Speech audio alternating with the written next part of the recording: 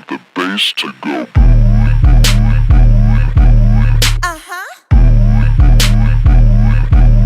Okay. Hi. Lish. I like the bass to When I get dressed, I get dressed. When I get tested, I bring that lead. Don't want heat seekers in your chest. Maybe you should speak less. Say my name, I bring that pain. You ain't what you claim, so walk away. I'd rather party anyway. I like that saying. Okay. All right, Peace Party Peeps, what's up? It's your girl Lish 2 times, and I'm here at FUBU Radio with a guest, Jamaar, today. Peace. Okay, I think this is probably one of the most conscious individuals that I'm going to have on the witness list.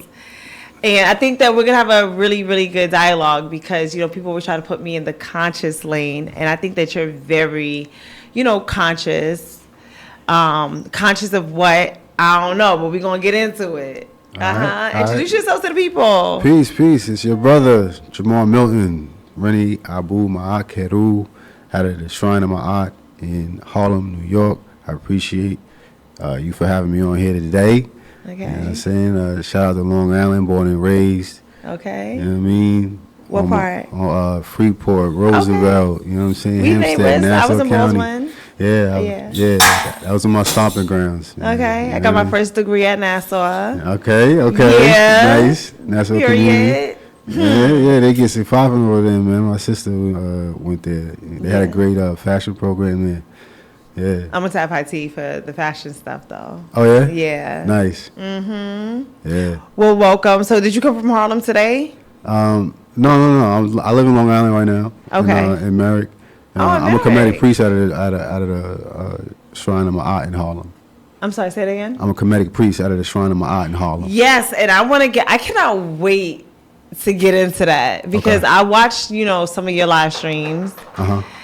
And some of your concepts are very, very interesting. But before we get all deep on them, because I know that you're also an artist, so I want to start with the superficial, and then we're gonna just gradually. Let's dig. We're Go down gonna the rabbit gradually hole. dig. Let's go. You know what I'm saying? Because I don't know if they ready like for that. that yet. Straight out the gate, swinging on them, I like that. dropping jewels on. I don't know if they ready for all That means that. you did your homework. I like that. Oh yeah, absolutely. I don't believe in wasting my time or yours. All right. Okay. I appreciate that. Okay. Yeah.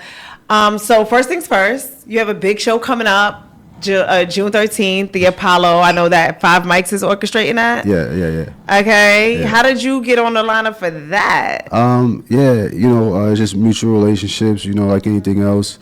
My bro Lord Jamaar, we did a dope ass I can't even describe the experience of what we just put together on this project.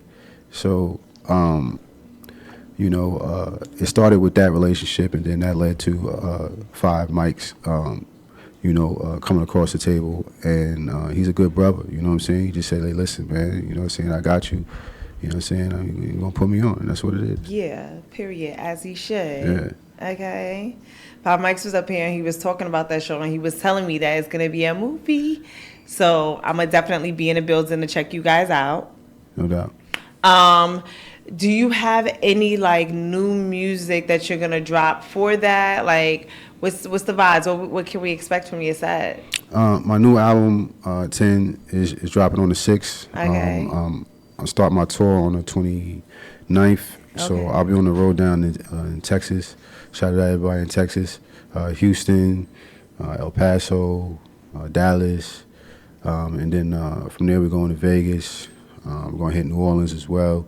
Okay. And then I'll be back. That's when I'll be back to New York, and we'll do the Apollo. Yeah. You know what I'm saying? But along the way, we're going to be pushing the new project, 10, which is going to be dropping while I'm in Phoenix. Yeah. So that's pretty much where the energy is at right now. It's just Who you going on tour with? it's going to be me and two other artists. You know what I'm saying? I ain't going to say no names. There are 2 other people. Okay. You know what I mean? And it's gonna be pretty dope. You know what I mean? We're just gonna. Why you want to say no names? You won't name drop. do, You wanna won't do. shout them 'Cause out. certain things is still, when you're an independent artist, you have certain slots. Yeah. So it's like an independent artist tour. Yeah, like this ain't nothing Okay. that labels is pushing. This is what we do. No, Like, I yeah. get it. I've been on a couple of those. Like I've been on like the More, what is that called? More Bookings. More Bookings, tours. yeah. I've done his tour. Absolutely, I've done that's a what I'm couple dealing of. with. That's what you doing. Yeah, absolutely. Yeah, Okay. I've been dealing with Scott for a long time. Like, Yeah. You know what I'm saying? I think like, that we kind of a few years deep into our relationship. I haven't spoken to him recently. Yeah. But yeah. So I'm very aware. In fact, I did a Texas leg of a tour with him before. Yeah, I like to just deal with people with good energy. You know what I'm saying, and make it happen. You know, because at the end of the day, when you boots on the ground. It's a different type of play that you're making. You know what I'm saying? When you selling your merch and you're doing things the way it's supposed to be done, all you need is somebody that got the right energy and got the resources that you need, and that's it. Yep, Yeah. that's the absolute facts. Yep. Okay, is this your first tour? Nah. Okay. Like I said, I've had a relationship with him for a minute. I utilized him before. You know what I'm saying? I move around a lot, so it's not just him. I dealt with a couple of other different. Tour. What do you think your biggest platform is? Ooh. Oh, that's that was me. I just be touching buttons and stuff, not knowing what that I'm was doing. That was official. I ain't even gonna hold you. I ain't gonna hold you. I have no live clue in my face what like I pressed. that. I just hit a button. I gotta stop touching stuff. I had coffee today, guys, That was and pretty because incredible. I had coffee, I am so I cannot be still. I feel like I am on drugs right now. Yo. It is insane. He keeps telling me like, "Yo, why are you so jittery today?" Oh, you cannot walk past the cameras. Yeah. So, I'm so jittery today, so I'm just like over here touching buttons. I didn't even know it was there. So Yeah. you gotta forgive me. My bad. Nah, Yeah. That's pretty incredible. So,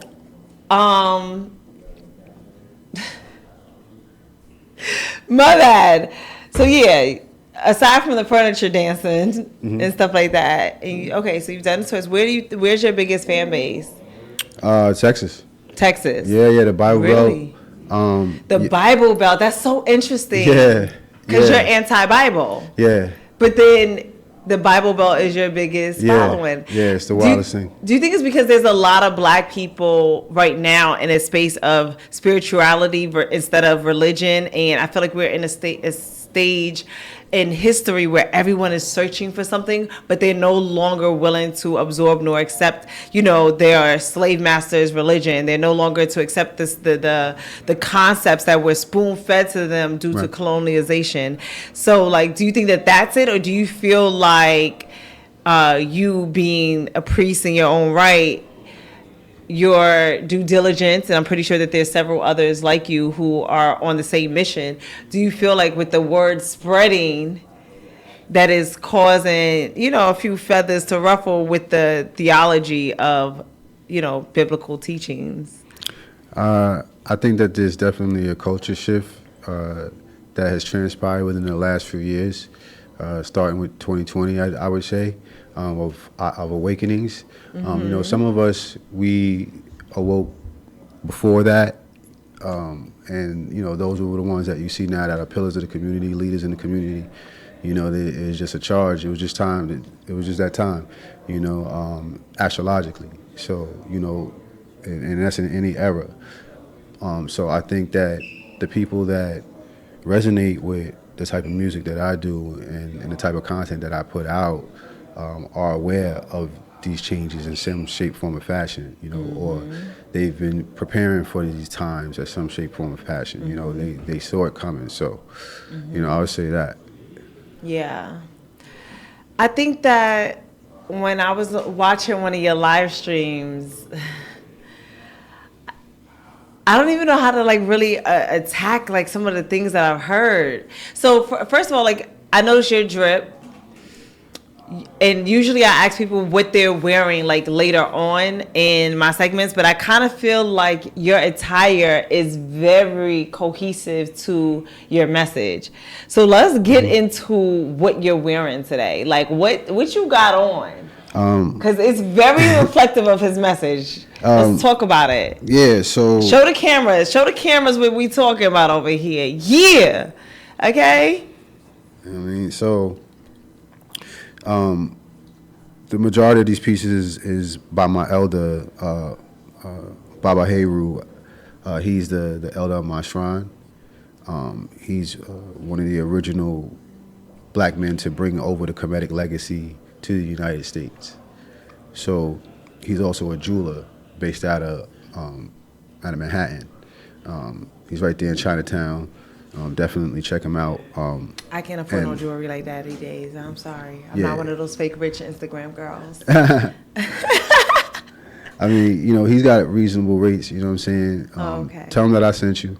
All right, bet. Then Tell me maybe I I sent can't you. check them out a little bit. I've been dying for a piece. Yeah. But, you know, Yeah. we'll talk about it. Yeah, we'll Keep talk going. about it. Tell me more. Tell me more. So as a Kemetic priest as well, he also makes pieces. I should say that connects with you. Like is one to one sometimes. Like you're the only one with it, you know. But he's very crafty with it. Like he's a craftsman by art. You know, most people from that lineage deal with some sort of craft with their hands.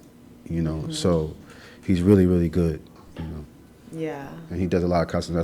He's like my grandfather. Yeah. Yeah. That's why you call him your elder. Yeah, Yeah. I like that. But you didn't break down these pieces though. Like, so you have an ankh So on. I could talk about each piece. Like if I'm dying because I feel like it's so cohesive with what it is he's going to talk about. And I want to get into some of his, I don't know if theology is a proper term for it, because disbelief is still a belief in something. You know what I mean? So let's get into like the meaning of some of those pieces.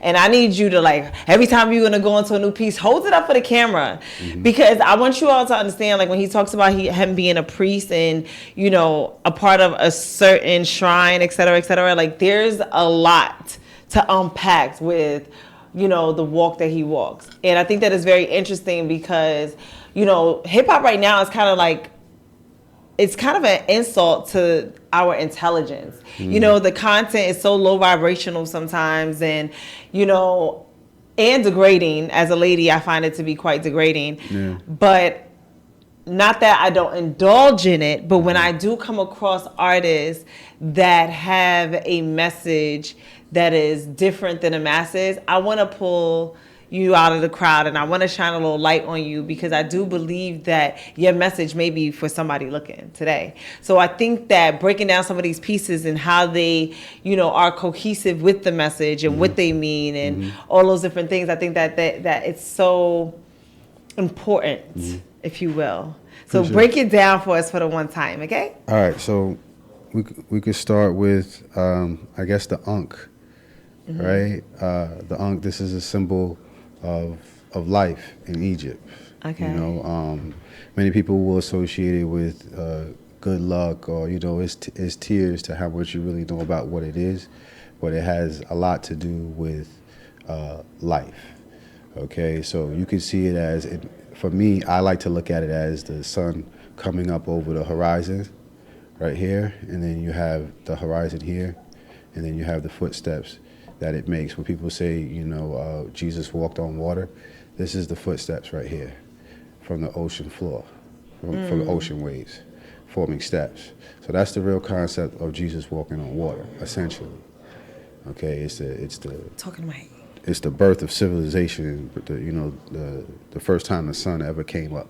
You know, in ancient Kemetic spirituality, that's one of the first things that happened. You know what I'm saying? Coming up out of the waters of Nun, as they say. But I have a quick question though. For you to say that the base of the ankh is like Jesus, him walking on water, but you don't believe in Jesus? No, Jesus doesn't exist. I'm just giving you, like, meeting people where they at, so they understand, like it's like that. Okay. If you had to associate it with something, because that's where that concept comes from. Okay, but I want to know what the concept that you portray, what that mean. Yeah, so this means life. Okay. That's the sun coming up over the horizon. Okay. Right? That's what it means in ancient Kemet. Okay. Now it has not just, they're not just linear people. So ancient Kemites, it meant several different things because it's a spiritual concept.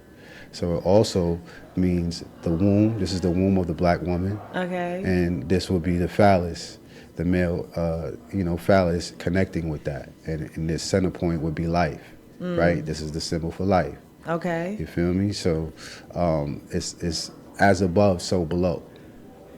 Okay, so this is also going on inside of your body. There are things that you can parallel to it, your spiritual connection to it as well. You know what I'm saying? But it was this thing has been transposed in many different ways. Right. So spirituality gave birth to religion.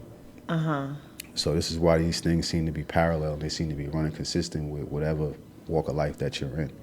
Whether you're studying Buddha, Islam, doesn't matter. They all came from the truth, which was the ancient Egyptians created a lot of this. Not, well, I don't even say Egyptians, ancient Kemites, right? Can you explain what a Kemite is exactly? Yeah. So the Kemites were the original Nubians of Egypt. They're the ones who built the pyramids and came up with all these different concepts that you see for that civilization over there, right? So a lot of what we see, even like our letters, what we write, all of that came from hieroglyphs. It started there. It was pictures. You know what I'm saying? And those later turned into what we have glyphs, and then the glyphs turned into our letter system that we have today. They created math. They created science.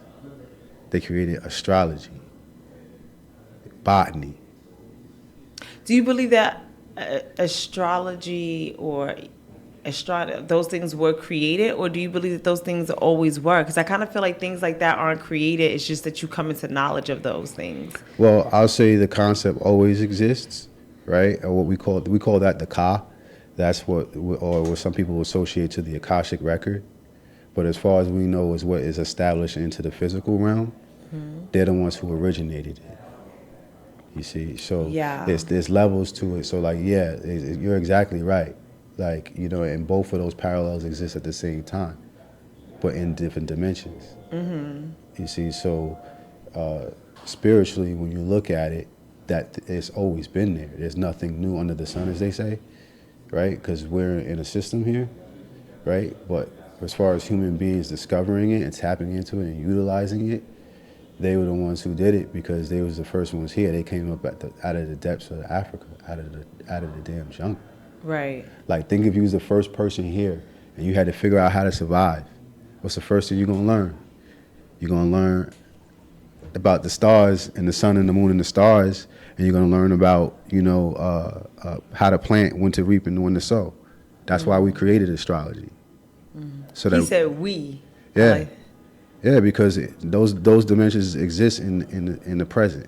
A lot of times we look at the past like, oh yeah, the past is going. No, all that DNA is stored up into us and what our ancestors left for us. Right? Okay. It's like, you born with the eggs that you're going to be born with for your whole life. Right. Right? So that system is always there, and that comes from another generation, it just keeps going up. So essentially, you are your ancestors. That's how you gotta look at it. So, yeah. I do agree to a lot of the extent of everything that you're saying, especially because, when we talk about a lot of the history with the black man, the black woman, what we've endured the last 500 years in America, and how our DNA is significantly different than those who are actual African Americans. You know what I'm saying? Like, for me, I've always been somebody who rejected being called African American because, well, not really rejected the term, but I prefer to be referred to as, a black woman, or referred to as whatever it is you want to call me. But when you call me African American, I think of somebody who's first, second generation here from the mother continent, because their DNA is now different than ours. There's been a lot of different variations in graphing, that has taken place scientifically in our DNA due to certain traumas. Just like, a lot of Africa, most of it has been colonialized. So there's a low vibrational existence to a lot of even the Africans in the major cities, because they are now benefited from the colonialism versus the Africans that exist in the villages who are still maintaining or preserving some of their, tribal languages or tribal customs, or, African religions, which are not the traditional Jesus and Mary. Like, they have a lot of different belief systems that are based off of the stars, the sun, the moon, the earth, and different rituals. So I definitely have a level of understanding of that already, but something that always comes back into my head is how you so adamantly be like, yeah, just Jesus is not real. He doesn't exist. And I'm like, okay, so I get not believing he's God. I don't believe he is God either. But do you not believe that he even exists in the historical form? Like, do you not believe that he was a man who existed at any time in history? Jesus, no. Yeshua, yeah. So those are two different people. You don't And believe that sometimes they're the people make same them one and person the with a same. different name, like, or different, because linguistics, I tell people all the time too, linguistics changes things. You know, when you try to portray, like when you try to give someone an understanding in a bastard tongue, something gets lost in translation. Yeah, absolutely. You know, so Yeah, when but we- that's surface level. Like we could really look at how the two different concepts actually come together between Yeshua and Jesus. Like we could just look at the historical record. Like we don't even have to suspect this. This is already known that there's a difference. That's why there's two different names. One's written in Hebrew and the other one's written in Greek. So you know what I'm saying? So it's like we can figure out, you know, whether this guy existed and if the stories are parallel to each other. You know what I'm saying? And scientists know that, scholars know that it's not. That is two different things. do you follow the Old Testament to any extent as far as making your historical points? Yeah, I mean, I studied Christianity for 33 years of my life, and I still study it, even though I'm no longer a Christian. Right? So, Do you believe studying the Bible is to study Christianity? no, Okay. no. You know, it's two totally different things. Like, you know, I was born and raised, I'm a pastor's kid. My parents are both doctors, ordained ministers. So I know a lot about the biblical text. You know, that's the difference between like me and just a lot of artists. Like, you know, my art has a lot of depth when it comes to those type of issues. When we're talking about religion, you know, I really delve into that. Pretty heavy. What ignited your transition from being a pastor's kid to now being of the Kemetic? Is it proper to say like of practice? Yeah, or? you know, it's basically African spirituality. You know what I'm saying? And it's just spirituality in general. But I just happen to be a Kemetic priest, but spirituality in general, I would say. You know, basically an NDE, you know, when you have like a near-death experience, you know what I'm saying, and you're looking for, you know, what's supposed to happen, and it don't happen. You know what I'm saying? Like once you experience, you know, that parallel where you're separated from your body for, you know, an extended amount of time, you start to realize certain things that are not true. You know, that's the first thing. You know, and then from there, just studying, like, you know, I wanted to prove that Jesus was right, and that's how I ended up here. A lot of people think like, you know what I mean? The opposite, like you're rebelling. It wasn't nothing like that. It was Yeah. the complete opposite. It was like, yo, you know what I'm saying? I really love it. I really love this Jesus. You know what I mean? And then I was like, What Jesus were you raised on? The white Jesus or the black Jesus? both. You know, I had the white Jesus first, of course. That was the times that we were in. But then it slowly began to progress into once they said, you know, in Sunday school he had the feet of wool, and I was like, okay, yeah, Jesus is black. And I always had it in my head that he was black. So that was from then on, because I was in depth with, you know, my church was one of those churches that really delved into the word. You know what I'm saying? Like it wasn't one of those where you just go and you sing and you dance and you go home. You know what I'm saying? They talk for 10 minutes. Like, nah, he was talking. So, you know, and my parents were pretty strict when it came to it. So, you know, I know what's in that book. I know what's not in that book. Like, I pride myself in that. Like, that became my strength. I think that's kind of with a lot of us who are no longer Christian. We study to the point where, like, do you really want to rumble with me? You really want to rumble with me? Yeah. Shots us, you know. If you really want that sparring session, like, I got it for you. I might hurt your feelings a little bit, but I got it. Right. Wow. Okay, so what was the near-death experience? One day I ended up, you know, I was cooking some hamburgers, bad omen. I was cooking some burgers and ended up cutting You my said finger. bad omen? Yeah, this was a bad omen. I was cooking some hamburgers, which I shouldn't have been eating anyway. I was cooking those, right? Boom, boom, boom. And then I ended up cutting my hand, my fingers pretty much off with a steak knife. And then so from that, they ended up putting me on like oxycodone, shit like that. So I'm doing that. And then When you say doing that, meaning you formed an addiction? nah, this was literally like in like a 3 to 4 day span of being oxycodone. Like that stuff gets you quick. Like you have to take it around the clock. Really? Yeah. Oxycodone, like that means you're in some serious type of pain. You know what I'm saying? So, because they put blockers in here, nerve blockers and all of that in my finger. You know what I'm saying? It kind of like screwed up my guitar playing a little bit. I had to readjust and all of that. Yeah, you know I what I'm can saying? imagine. Yeah, it was bugged out. Are you a lefty? No, I'm a righty. Yeah. So was it your left hand? It's my left hand though. You Yeah. play the guitar with your left hand? Yeah, Or your you left use hand is both when hands? you push. Oh, the, yeah, that's right. Yeah, I'm you strumming sorry. with your right. Yeah. Yeah, I got you. Okay, I get it. Unfortunately, I do not play the guitar, even though I've had some cool guitars in my life. My stepdad is into rock and roll. Okay. Yeah. But go ahead. So I'm he sorry. tapped in. Yeah, but that's pretty much what it was. I was on oxycodone, and then I ended up, drinking a little bit too much at the same time. You know what I'm saying? I didn't realize the extent of it. Like, You were drinking alcohol? yeah, I was drinking alcohol. This was I was in the streets. Like, I was, you know With- what I mean? I was not conscious at all. You know what I mean? I'm just like, Yeah, I'm in church, but I'm in the street. Like, you know what I mean? Yeah, like, yeah. it was Like one the of those. hood Muslims in You know what it is? Like, Heard yeah. you. Like y'all hood Muslims in Yeah, Philly. like, you know. That was him with the church. Okay, got it. Not just Philly, but Yeah. So I ended up, taking myself out. You know what I'm saying? wow. And then did, So like a OD type situation? Yeah. Oh my It was gosh. too much for my body. Like, oxycodone was no joke.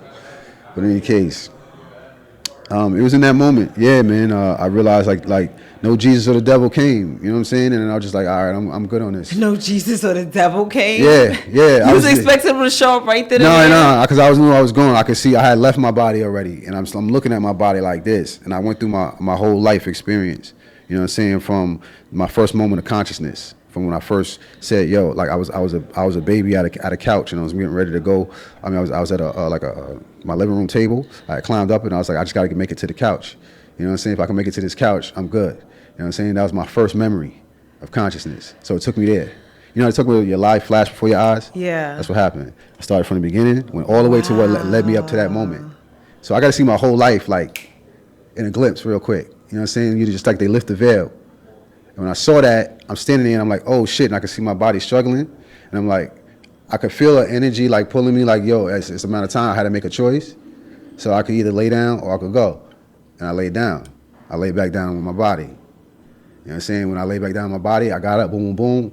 My boy La was coming in through the door. You know what I'm saying? I had tears in my eyes and I was just like, yo, Jesus fake, bro. Like, You just said that? yeah, like Jesus fake, bro. Like I saw it, like, because in that moment while I was in there, I had all power. I was able to do whatever I wanted to do.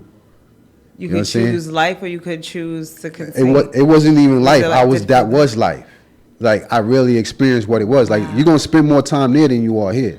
This is just a glimpse. This just you just Yes. right. This is a little vessel for now. Right. You're gonna spend the majority of your time on that side, and that's what Right. people don't be realizing. Everybody realize that about life, we treat a lot of people a lot differently. If we realize, like, this is just Differently how? just realize it's short. It's you know what I mean, compared to How you choose to spend your time, you think people would be a lot more intentional with yeah, it. then they being more intentional. They won't just do anything. You know what I'm saying? They move with caution and with grace a little bit, because it's like, okay, this is just a win. Why? Because you're a part of a collective. You know what I'm saying? Like, this ain't the all. It's a whole lot more, and we just got to tap in. Our ancestors been trying to tell us this for a long time. Like, you know what I'm saying? That's why they move the way they move in unison. Yeah. You know, they realize they don't. It's an ego death. But to believe that Jesus is fake is one thing, but why do you feel like God is fake? Like I know that it's fake. It's not. I believe. I know. But when you say God, because the thing about it is, God feel is like because we created it. If no. you look at- Let me finish real quick. Okay, Because here on the witness list, we're gonna go into science, right? The way our bodies were created, it's such a divine way to heal oneself. It's just so many different things that proves that there had to have been a level of intelligence with our being, right? A mastermind, if you will. Yes. Okay, so I'm also a person who believes that, like, for instance, my biggest argument with Christians would be, if ye are all God's children of the Most High God, why do you feel offended by the term, referring to yourself as God? Like the 5%ers will call you God, or they call themselves Almighty, etc. Now, do I believe in God capital and lowercase God? Again, this is where the bastard tongue of English could never really explain the different realms of, Ibadah, worship. But to say that there's no supreme being versus I possess the power of the supreme, which is the reason why, like I said, if you want to take it to theology, like we were created above all other creatures, above even so-called angels, above any other thing known of existence, mankind is above them as a God, that they would have to kneel before mankind, right? Why could the two not be cohesive of believing in a supreme being that is the author of all life, and still believing in, do you believe in like the God in you and you as a God, et cetera, the case may be, causing things to become? Do you believe in that? No. You don't? No. Okay, so please break that down. Answer that. Because it's the opposite of the collective. Like, if we are the collective, then that would make us God at the end of the day. But the problem is, the word God is a specific thing. It's a specific deity. And people don't realize that, because we live in this culture in the United States, that's our universal language as to what we say. So we use the word God not knowing that's a literal deity. So when you read the book and it says, have no other gods before me, right? It's being specific, okay, about a deity. There's only one God. And that literally has a definition, a birthplace, and that word was created at a specific time.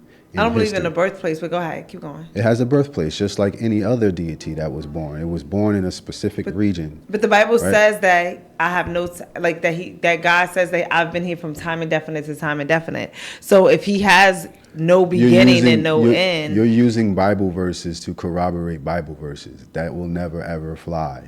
So you have to. I'm not a Bible head per se, but I do know that.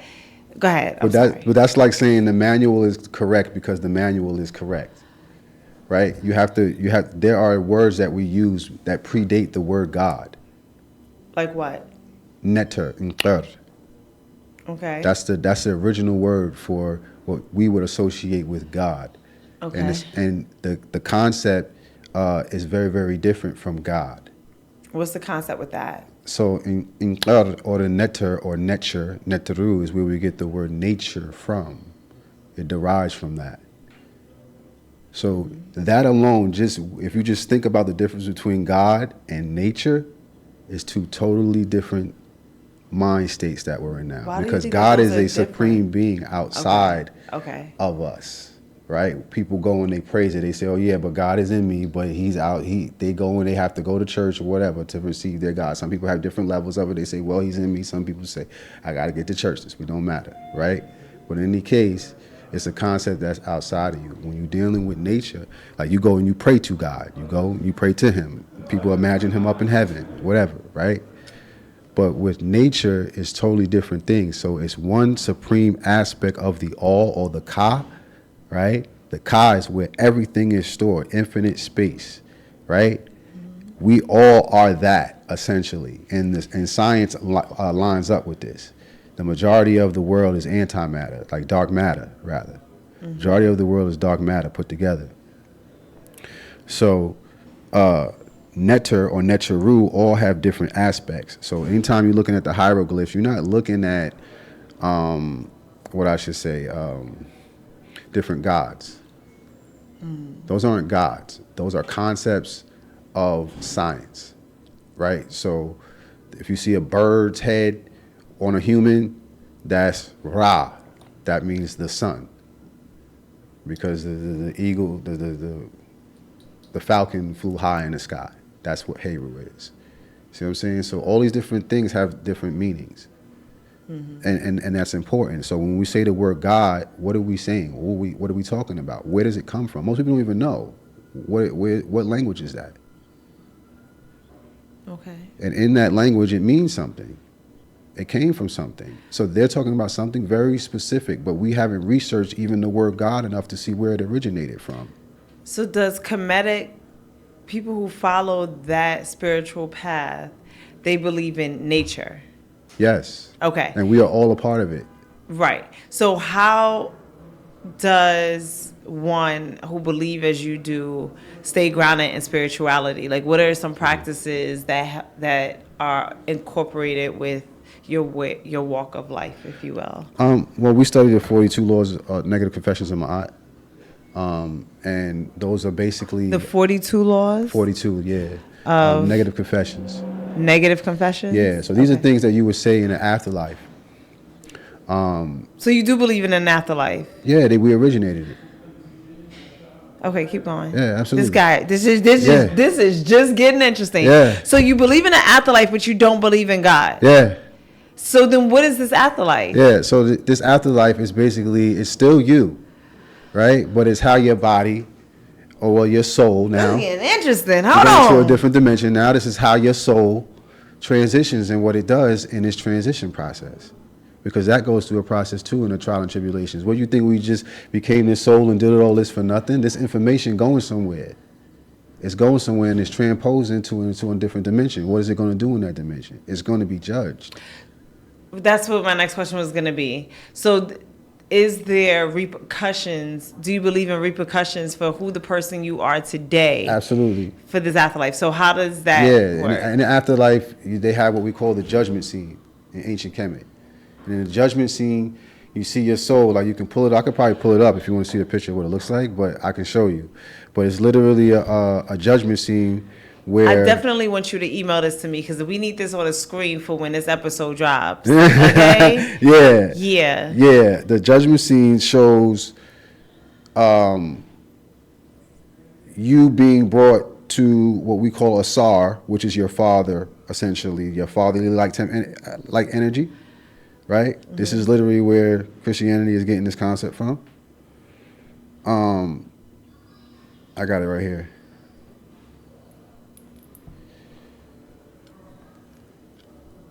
Okay, so that's you being brought to the afterlife. You know what I'm saying? Okay. And in the afterlife, you're going to... All those people up top, the chairs, are they the judges? Yeah. Okay. That's where we get that in the criminal system today. We still use that to today. Uh-huh. Right? The judge and the jury. Judged by, right? 12, yeah. So, as you can see, it's not that they're immoral people.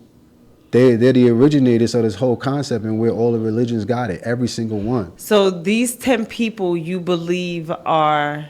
You see some of them have unks on their knees? Mr. Duval, I need a close-up. Some of them have unks on their knees and some of them don't. And that's because you're being judged, as to whether or not you're going to, your heart is going to be devoured. They take your heart and they weigh it up against a feather. The feather of Ma'at, the feather of truth, justice, reciprocity, order. And they ask you these negative confessions.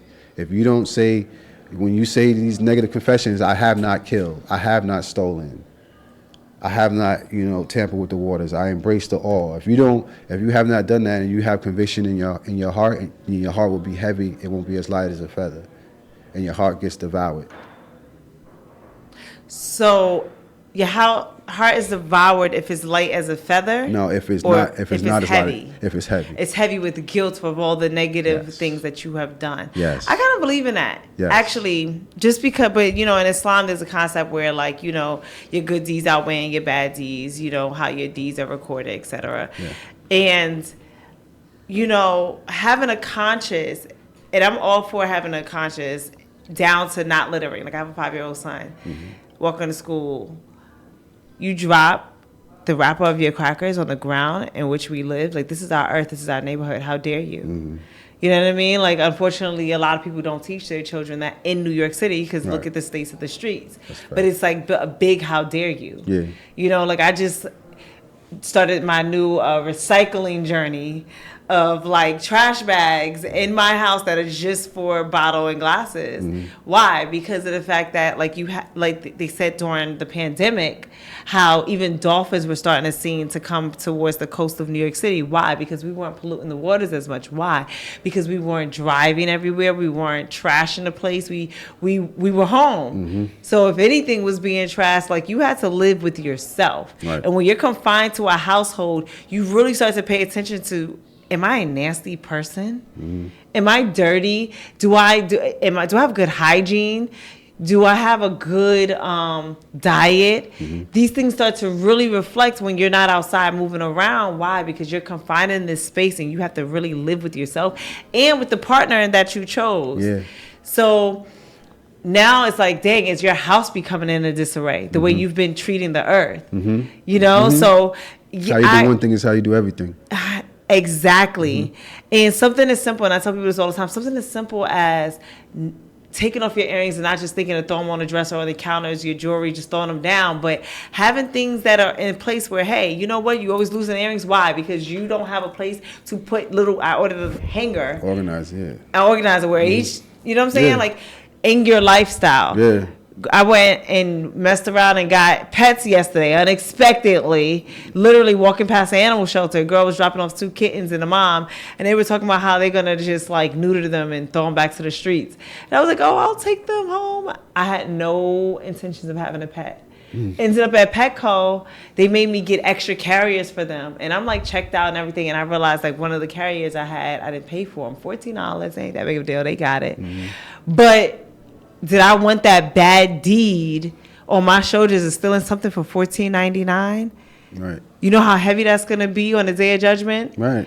You know what I mean? So I agree with a lot of those concepts, and I don't believe that the Kemetic faith, like those concepts, are anti the truth of what I think some theology is trying to teach mankind. I do believe that there are some fear tactics in Christianity to like keep people in line. The slave master did a good job at that, I guess, to a certain extent. You remember like in the movie, what was it, whatever the movie was, like you run away, and that like it's. I think there's levels to Christianity, you know, and everything. There is, you know, and there's Depends on the sect. There's American Christianity, like there's all different types. You know what I'm saying? But then we have, you know, the purest Christianity is coming out of Ethiopia. Yes, they practice, and it's like a cross between Islam almost, and it's to me that's the most authentic, you know, for what we've been able to see research-wise and how Christianity began, you know. So I've experienced Sufi Islam in ancient Egypt, and to me, that is, you know, this is just my personal opinion, a lot more pure than what I've seen here, because, you know, Islam here and Christianity here is tailor-made for specific things when it comes to black people.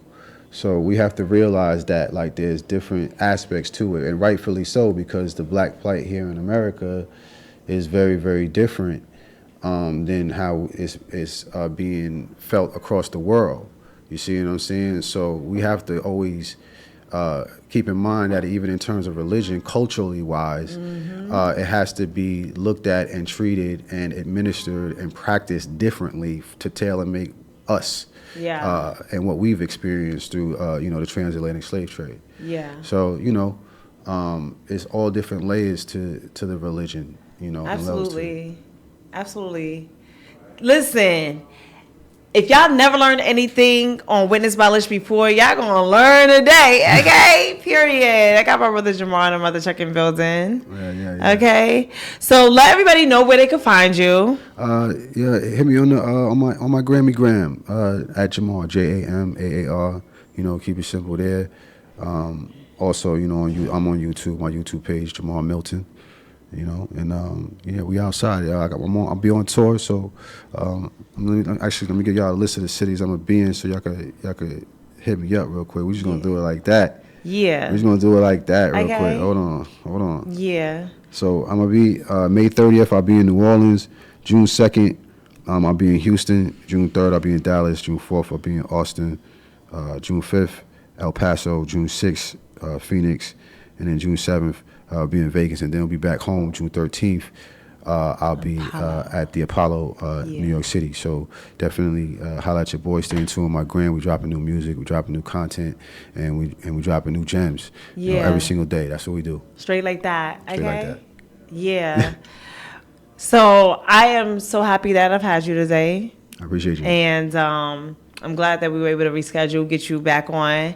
All right, people, you already know the vibes. If you were not entertained, I don't know what's wrong with your brain.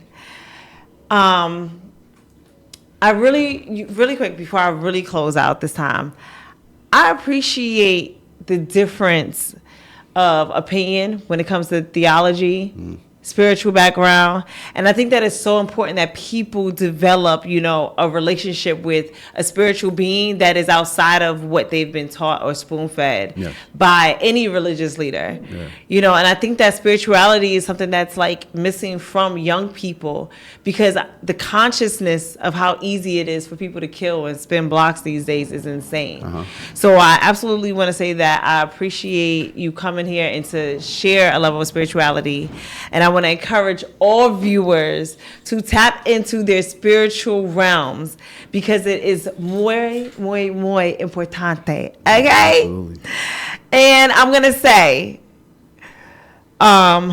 remember that you're only as good as your last outfit, so make sure it's a good one. Okay? It's your girl Lish 2 times. You are watching Witnessed by Lish on FUBU Radio, powered by U42. And I'm going to bid you peace. Okay?